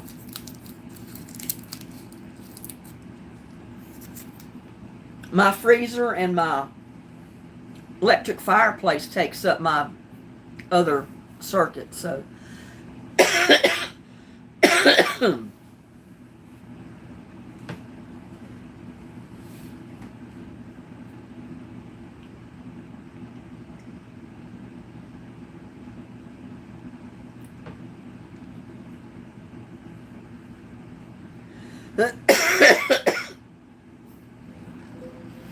the AC kicked on, so it's blowing air.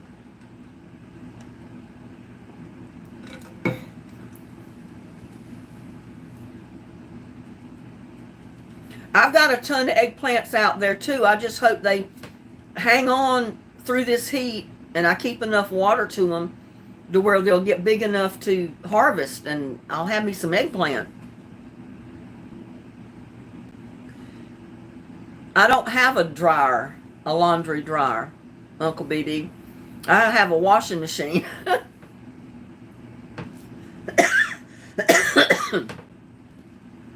I'm one of these people that still hang their clothes outside on a clothesline to dry.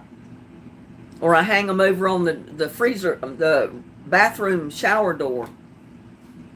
Like my shorts and blouses, I'll put on hangers and hang them in the bathroom to dry. Towels, sheets, blankets, something really big, most of the time I put outside on the line. Unless it's rainy, and then I can just hang my sheets over the shower door and they'll dry in there really quick.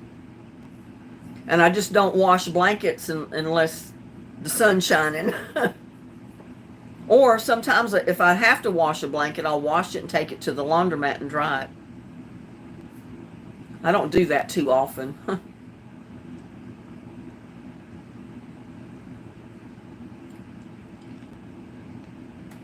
Well, we don't have that much humidity here. We're getting less humidity every day with these heated hot days. And no rain.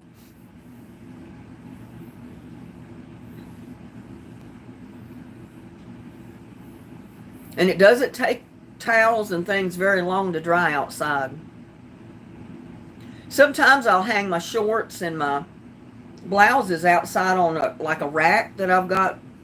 I actually bought this rack to put hanging pots on. And then I decided not to use it this summer to hang hanging baskets. So I've ended up using it for what it's intended for, is to hang clothes on. And I'll do my laundry, and if I want them to dry really quick, I'll do the laundry, I'll hang them on hangers and put them on that rack.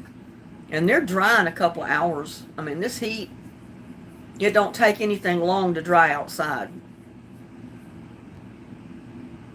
If I'm not in a hurry, I'll hang them on the hangers and put them on the shower door. I said that's my indoor shower, my indoor dryer, clothes dryer.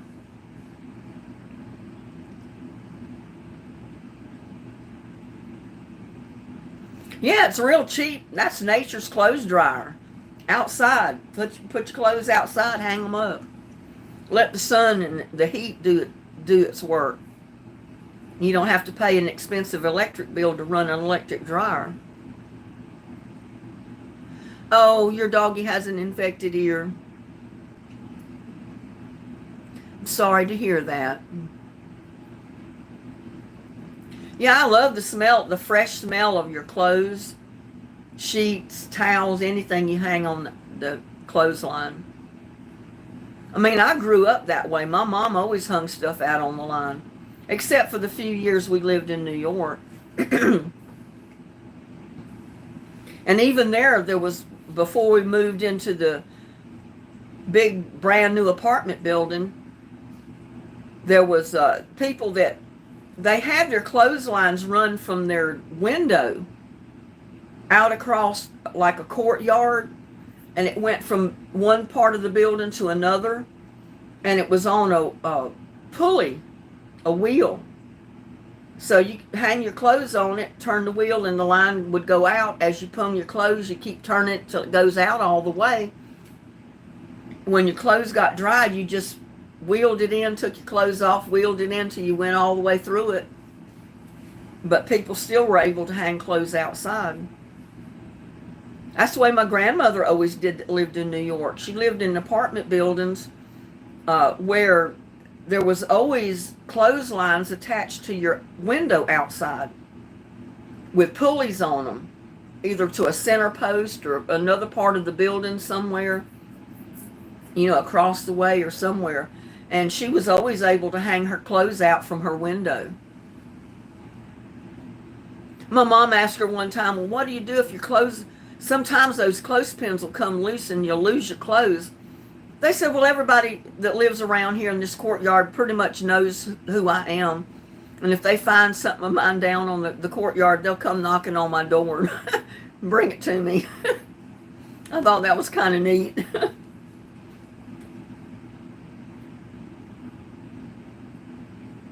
Yeah, when I was growing up, living in North Carolina, we never had a clothes dryer. I didn't know what a clothes dryer was. You just naturally hung your clothes out on the clothesline. No questions asked. That's just the thing to do. And people nowadays, they spend all this money to run gas clothes dryers or electric clothes dryers. Probably when their bath towels and stuff like that would get dry quicker outside in the heat than they would be in the clothes dryer. And then you're not paying a large electric bill or gas bill to dry your clothes. Yeah, I refuse to go to the laundromat unless it's something like a big blanket or something that's got to be dried. And if it's raining, I might take it to the laundromat to throw it in the dryer.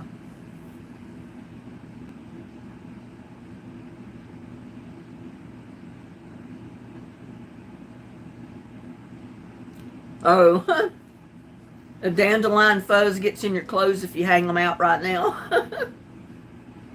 Yeah, during the time that the pollen was so bad here, and you could see the yellowish orange dust or greenish dust all over your cars, all over everything outside, I didn't hang them out.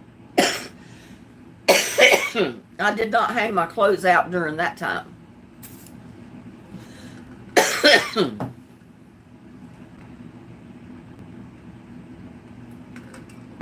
because I especially did not want all that pollen to fall on my clothes.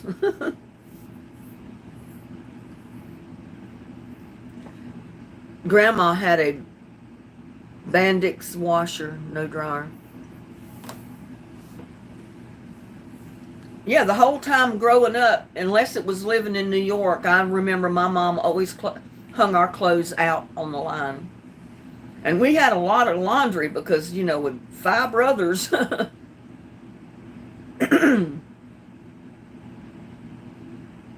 And the whole time during my first marriage, when my daughter was born, about every 2 days, I would hang 2 or 3 dozen cloth diapers out on the line. It filled my line up. Because you didn't have disposable baby diapers back then. They come about when my son was born, but they were those little disposable baby diapers were not any good. They'd get wet one time and they fell apart. On the inside, they'd clump up, and I refused to use them. I tried them, and I saw they did that. And I refused to use them. And we always had to use the rubber pants over your diapers back then. And my son would break out on his butt, you know, from the heat and everything. So most of the time I didn't put rubber pants on him.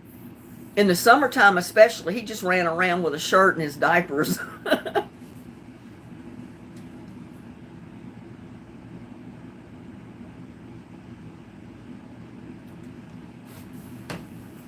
The laundry detergent that I use is usually the cheaper brands that I can find. Once in a while I'll use Tide. Most of the time it's, I can't even remember the names of them. I'd have to go get them. I use the cheaper brands, the more less expensive brands of soap, detergent.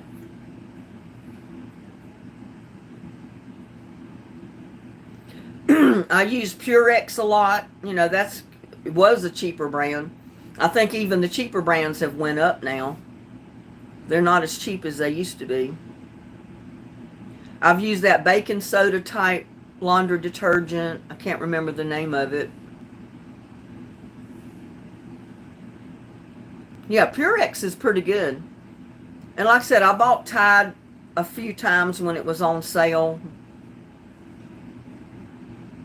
But I said, it's getting bad. You can't afford to buy laundry detergent to wash your laundry, you know. I mean, it's expensive. All this stuff is expensive today.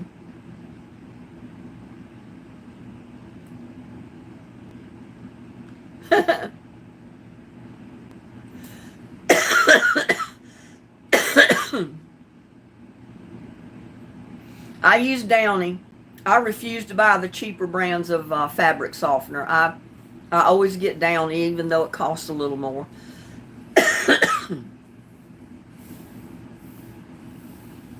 And there's Thomas. Hello, Thomas. But my clothes don't get that dirty. You know, my clothes don't get greasy and oily and really muddy and all that kind of thing. I get sweat in mine most of the time. So usually just about any brand of detergent I buy does fine in my laundry.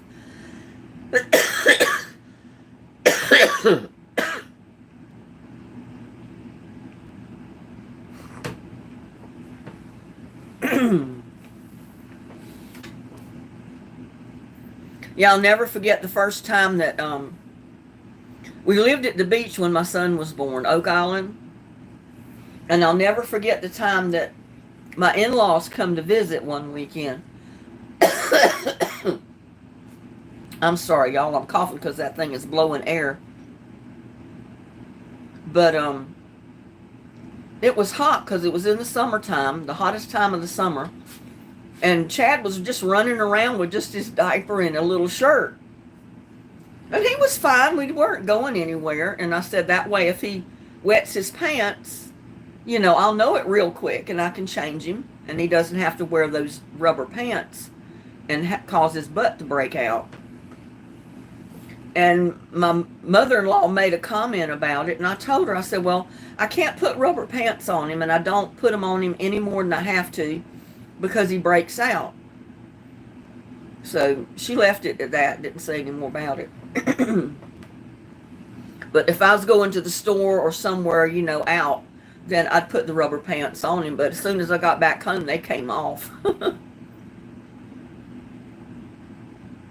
I think I've used Persil laundry detergent too. I don't usually buy it though. I usually get the other brands. There's a borax. There's a Let me go look and see what I got in there. I can't remember the name of what I got.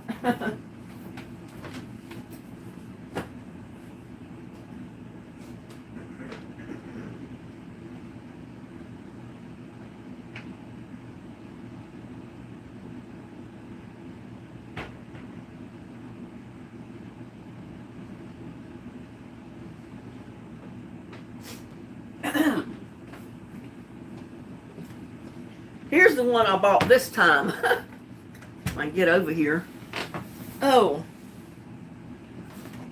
it's extra.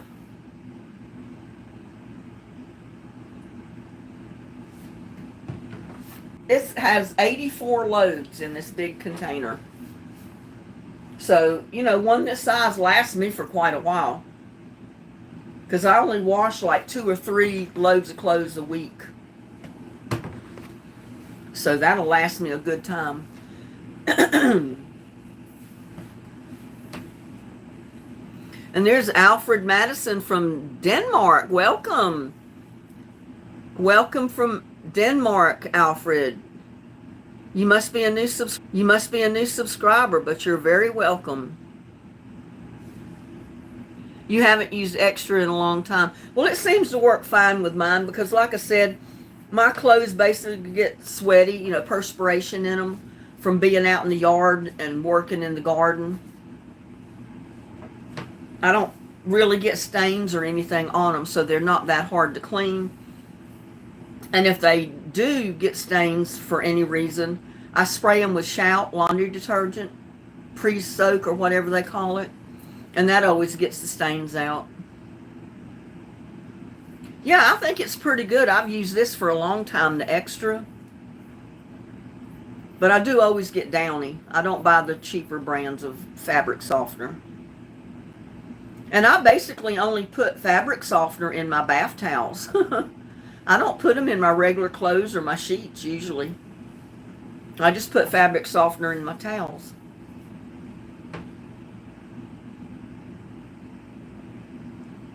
Your mom always also liked extra, okay. And there's Carlos, hello. Can you shout out my Uncle Gabe's horn? He loves watching your lives and it's his birthday today. Well, happy birthday, Uncle Gabe Horn. I'm glad you like my channel. Happy birthday.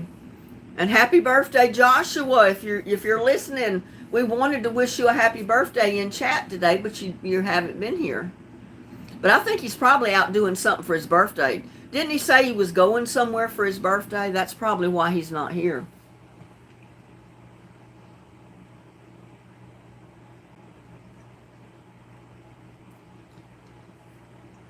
Well, I only put Downy in my towels. I don't like the smell of all that stuff in all my clothes. So I wash my shirts and my shorts, my jeans and stuff.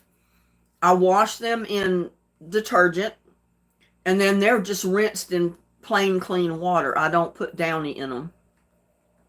Very rare that I put fabric softener in anything but my towels.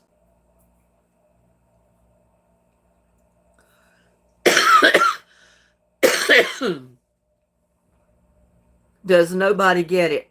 I don't know what you're talking about, Alfred.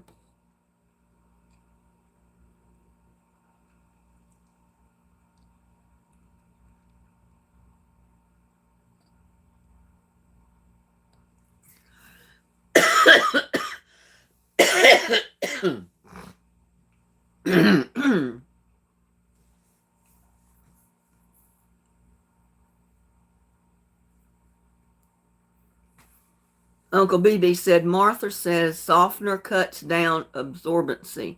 I don't know. I just like a softer towel. And mine don't get very soft unless I put fabric softener in them because I do hang them out on the line. Now, if it's a windy day, they soften up just like coming out of a dryer. But any other time, yeah, I always like to put the fabric softener in there to make my towels come out soft.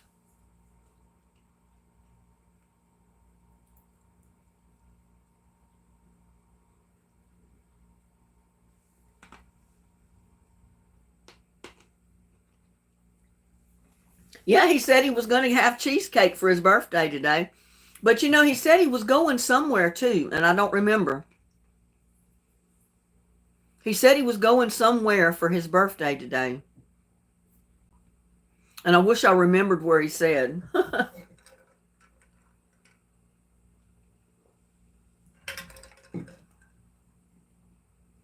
But I did send him a message. He put a message in one of my videos yesterday or this. I read it this morning. I don't know. I think it was yesterday. No, this morning. And I did a return message to him telling him happy birthday. I hope he had a great birthday today. Carla said, would you rather wash a violet? Oh, come off of that stuff, Carlos. We've had so many people come in, would you rather watch this grow than a Negro? And it's not nice. You know, it makes it sound like you're using a inappropriate word at the end. I don't like that. And now my video's flashing. It's that kid Munch. Hello.